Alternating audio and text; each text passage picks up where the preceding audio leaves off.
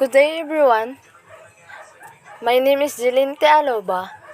My report for today is Cultural Relativism, which tackles definition, advantages of recognizing the differences, and the danger of the possession.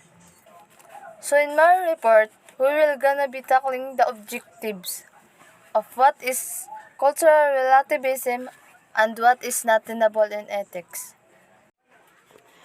So in introduction, according to Lumen Learning 2021, culture reflects the moral and ethical belief and standards that speak to how people should behave and interact with others.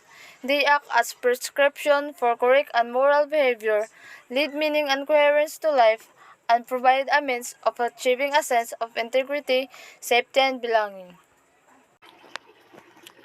So according to my research, the definition of cultural relativism, according to Carnegie Council 2006 and Ethics, is the view that ethical and social standards reflect the cultural context from which they are derived. Cultural relativists uphold that cultures differ fundamentally from one another, and so do the moral framework that structures relations within different societies. Carnegie's Council 2006. So, in international relations, cultural relativists determine whether an action is right or wrong by evaluating it according to the ethical standards of the society within which the action occurs. There is debate in the field on whether value judgment can be made across culture. Cultural relativism should not be confused with moral relativism, which hold that moral absolutes guiding individual behavior do not exist. Cultural relativism allows the individual to define their moral code within defining the moral code of others. Each person is separate in such a society that separation creates equality because each person can set their own definition of success. So, and with that being said, we can say that knowing each and everyone's differences will be at of advantage of you and for the others as well. Being cultural sensitive will help everyone do not taint others' cultural belief. And next will be the advantages of knowing this stuff. In my research, I found that there are several advantages in which there are 7. So first, it is a system which promotes cooperation. For the most part, humanity is strong because of the difference we all have. Every individual has a different perspective that is based on their upbringing, experiences, and personal thought. So, by embracing many differences we have, the cooperation creates the potential for a stronger society. Each individual definition of success allow us to pursue stronger bonds with one another and potentially achieve more because there are no limitations from a group level and what can or cannot be accomplished. So number 2, it creates a society where equality is possible. In any society, people raised by climbing on top of other people, it is a socially acceptable way of creating discrimination. So, we can see this today in the wage gap the woman face, the educational opportunities that minority group face, and the violence we see because of political operations. Cultural relativism allows the individual to define their moral code without defining the moral code of others. Each person is separate in such a society. That separation creates equality because each person can set their own definition of success. So number 3, people can pursue a genuine interest. In the modern society, people are funneled towards certain career options because of their circumstance. So, if you can't afford to go college, then you pursue a vocational career of some sort of entrepreneurship. Instead of career that requires a graduate degree, if you can't afford to buy a house, then you go rent an apartment. In cultural relativism, you get to pursue your own interest without restriction. You set the definition of what you can have and what you cannot have. When implemented successfully, each person will get to focus on their strength instead of their weakness. So number 4, Respect is encouraged in a system of cultural relativism. People come from different culture, they have different idea. They pursue different definition of success.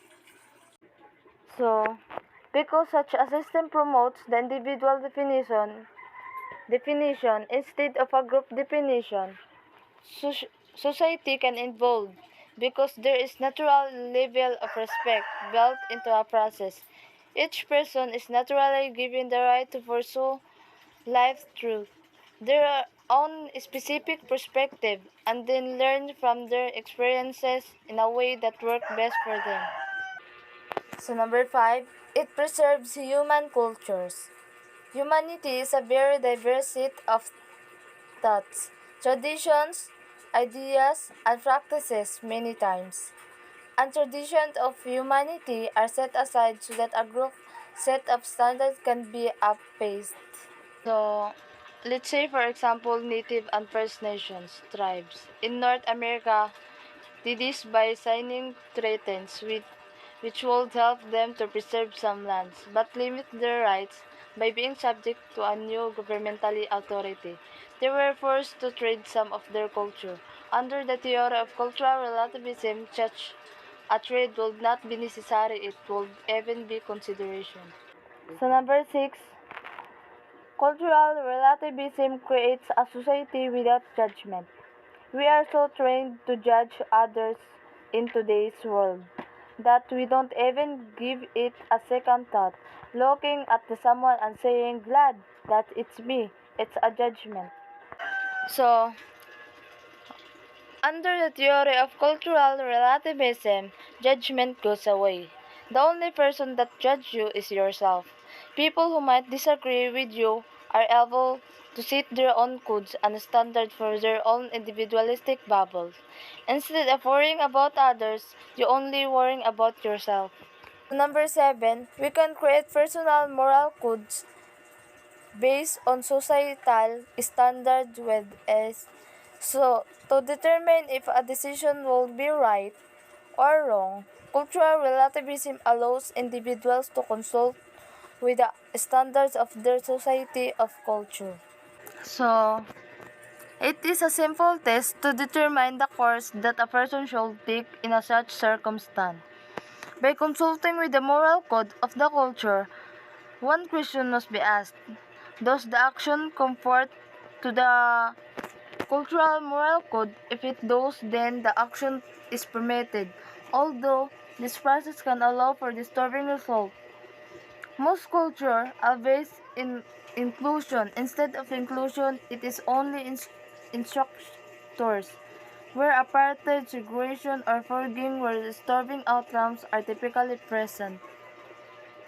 In contrary, there is also a possible danger when a personnel, a culture practices cultural relativism. So as stated in 7 Pillars Institute 2018, in contrary to the positive effect of cultural relativism, the downside is if we keep on accepting this moral. Something can be wrong because of moral relativism based on culture is dangerous as it leads to differences. If we cannot judge and moral rightness depends on certain culture, then anything goes. Moral relativism leads to moral paralysis and differences. So, the idea of cultural relativism as stated in appealing and a good scapegoat for the idea of what is moral, based of each individual society, certain acts are considered good while others are considered evil. If one abnormal travels to another culture, they could be considered moral. In connection, despite of all those advantages, cultural relativism is still not tenable in ethics because cultural relativism denies the meaning principle of ethics. Cultural relativism wrongly claims that each culture has its own distinct but equally valid mode of perception, thought, and choice. Cultural relativism, the opposite of the idea that moral truth is universal and objective contents. There is no such thing as absolute right and wrong. So, I short in this system, it can be concluded that a person can be considered as naive and enclosed to the culture being taught to them and cannot really have a holistic perspective to the general public and to the greater good of the possibilities might be there in the outside world. That's all, ma'am. Thank you.